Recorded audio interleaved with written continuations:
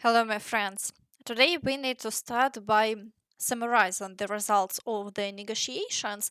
Umerov officially outlined what was discussed and what agreements were reached. First of all, our agreement and the result of this humanitarian track of over 1,200 people. The exchanges will be carried out by our colleagues, and we will continue them. As for the meeting of leaders, we outlined expectations and topics to prepare the agenda. We insist on an unconditional ceasefire. We are prioritizing the leaders' meeting and the humanitarian track. We're already seeing some results at this stage, as we've stated. We've made certain progress on the humanitarian track and will keep moving forward. The Ukrainian side is always ready for talks on a ceasefire. The American side initiated such negotiations, and we will always prioritize a ceasefire. At the moment, the decision isn't up to us. The world must support Ukraine right now, but we are ready to stop the fire. It's the Russian side that refuses to do so. So far, there are no concrete results aside from the prisoner exchange. Meanwhile, Medinsky has essentially confirmed that the negotiation process has led nowhere. We spent a long time discussing the positions presented by both sides in the memorandums brought up last time. The positions are still very far apart. We agreed to continue contact, both at the delegation level and, hopefully soon, within a working group. For such a meeting to happen, we need to prepare the terms of the agreement in advance and know what will be discussed. In reality, such a meeting should not be about discussing the agreement. It should be about finalizing it and signing it. As we say, the end crowns the work. Meeting again just to start everything over makes no sense. Specifically for Mr. Rutt, as a big fan of history, let me offer a historical parallel. In China, there was a civil war between the communists and the nationalists, Mao Zedong and Chiang Kai-shek. Chiang kept insisting on meeting personally to agree on everything. I believe they met 5 times, smiled for photos. But it didn't end the civil war, because the core contradictions weren't resolved. It went on. And despite massive Western military aid, the nationalists lost, the communists won. The meeting has to be properly prepared. Only then does it make sense. That's what we told the Ukrainian delegation. And essentially, the time was wasted for nothing. The prisoner exchange could have been agreed on without these talks. In addition, Medinsky said they proposed a 24-hour pause to retrieve the wounded. Once again, we propose to the Ukrainian side what we believe is a very important issue to announce short ceasefires, 24 to 48 hours long, along the line of contact, the front line, so that medical teams can retrieve the wounded and commanders can collect the bodies of their soldiers. Naturally, the Ukrainian side is not agreeing to that either. Friends, be sure to share your thoughts on all of this in the comments. What do you think about these negotiation results? Now, let's move on to the protest situation inside Ukraine, which continues to worsen. More and more people are taken to the streets, and now even the president of the European Commission is demanding explanations from Zelensky. The president of the European Commission is demanding answers from Zelensky regarding anti-corruption efforts. Ursula von der Leyen expressed a deep concern over the consequences of the law passed yesterday, which limits the independence of NABU and SAPO. She asked Volodymyr Zelensky to explain the recent amendments. According to the European Union Commission statement, the European Union is seriously concerned about the adoption of the new law, which risks significantly weakening the competence and authority of Ukraine's anti-corruption institutions. Respect for the rule of law and the fight against corruption are key elements of the European Union. The Commission reminds Ukraine that as a candidate country, it must fully adhere to these standards without compromise. But Zelensky has proposed a bill to the Verkhovna Rada aimed at strengthening the independence of anti-corruption institutions. We agreed that the heads of the institutions will propose a plan of action together, concrete steps that can strengthen the rule of law in Ukraine. Of course, we've all heard what people are saying these days, on social media, to each other, in the streets. None of that is being ignored. We've analyzed all the concerns, every aspect of what needs to be changed, and what should be accelerated. I will propose a bill to the Verkhovna Rada that will be our answer. It will strengthen the rule of law, ensure that there is no Russian influence or interference in the work of law enforcement agencies, and, most importantly, all provisions guaranteeing the independence of anti-corruption institutions will remain intact. Friends, now let me know your opinion in the comments. Now let's move on to the situation at the front, starting right away with the Pokrovsk direction, where the Russians are carrying out over 70 assaults per day. The Russians are breaking through in the area of Novopavlivka, and according to their own statements, they want to push forward from Novopavlivka, Mayak, and Volodymyrivka toward Dobropilля.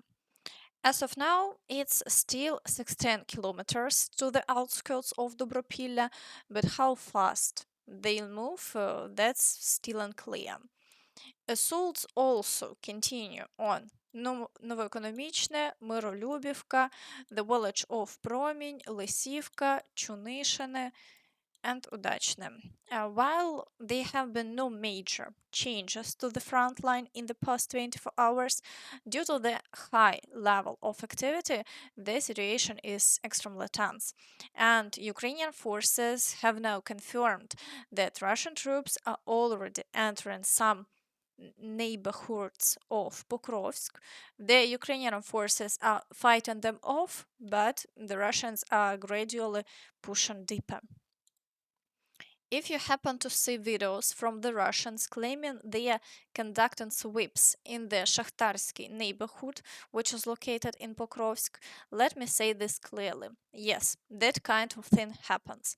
The Russians occasionally try to sneak into the Shakhtarsky district with small sabotage and recon groups to gather intel or cause chaos.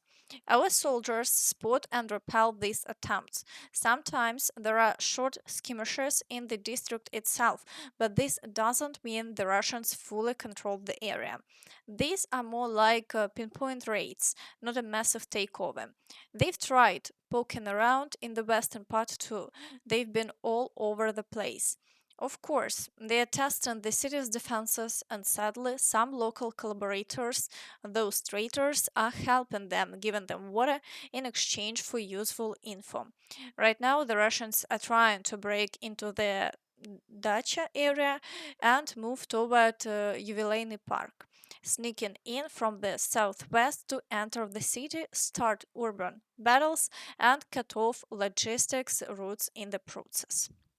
So, yes, the Russians are actively advancing into the city, and this isn't the first time it's been documented. It's clear they are now present in the city and are trying to entrench themselves, bringing in more and more reinforcements with the goal of taking full control of the southern part of Pokrovsk. In short, Pokrovsk is gradually falling under Russian control. Additionally, soldiers are reporting that problems are now starting to emerge on the western flank of Pokrovsk. The Pokrovsk direction now seems to be catching up with the Novopavlivka direction in terms of complexity and collapse. The Russians have nearly bypassed the last Ukrainian position near Kotliny and are now aiming for the Pavlograd-Pokrovsk highway and the village of Gryshine. In the Udachny area, things are a total mess, position-wise, logistics-wise, and overall the situation is hellish. Defending the village has become brutally difficult. There is now less than 1 kilometer left to the Pokrovska Zahidna #1 mine. Very soon, our defenders stationed there will be in direct shooting contact with the Russians. Meanwhile, toward Rodynske, extremely intense battles are ongoing near the village of Lyman and the Rodynske mines slag heap.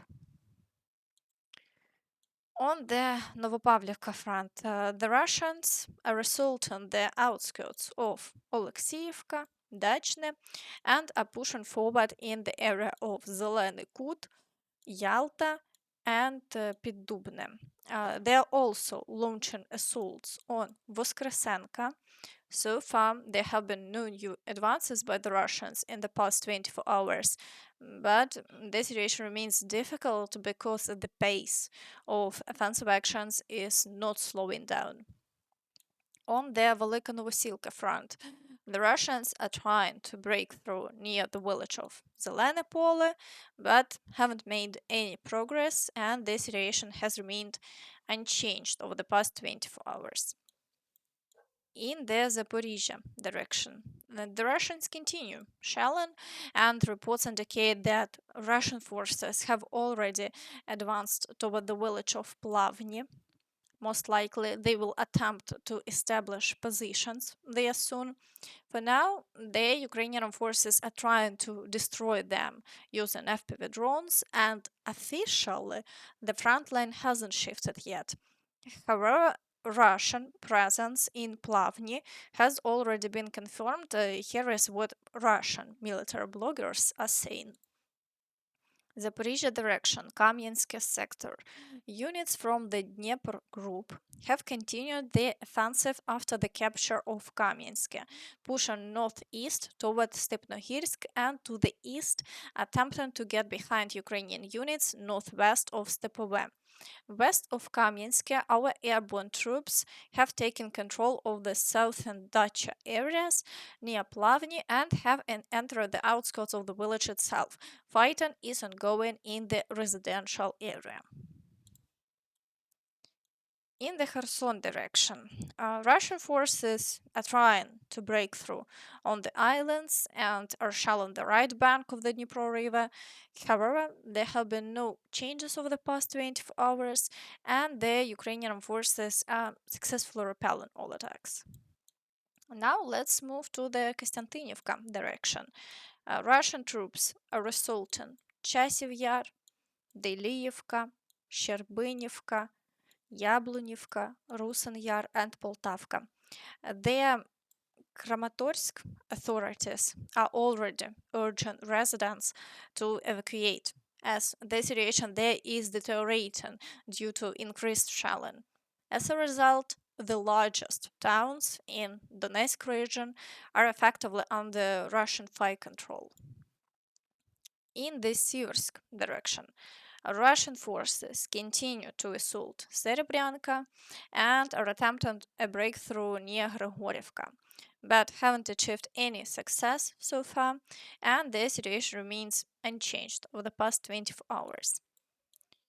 In the Lyman direction, the Russians are assaulting Dvorichna, Ямполівка, Колодязі, and Zelena Dolina, and are attempting to break through toward Druzhelubivka. So far, there have been no territorial changes over the past day, but the situation is deteriorating due to a breakthrough near Kharkivka. We are currently waiting to see how the situation develops. Combat activity in this area is intense, with more than 20 assaults within 24 hours. In the Borova direction, the Russians are assaulting Boguslavka, but otherwise there is no significant activity yet, and the front line remains unchanged. In the Kupiansk direction, the Russians are assaulting Holubivka and are attempting to break through the fields near Stepova Novosilka.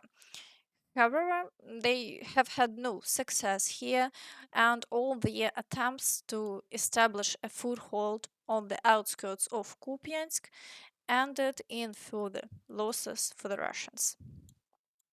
In the Dvorichna direction, the Russians are trying to break through to Dvorichna, but they have had no success so far, and the front line remains unchanged. In the Kharkiv direction, it's currently quiet.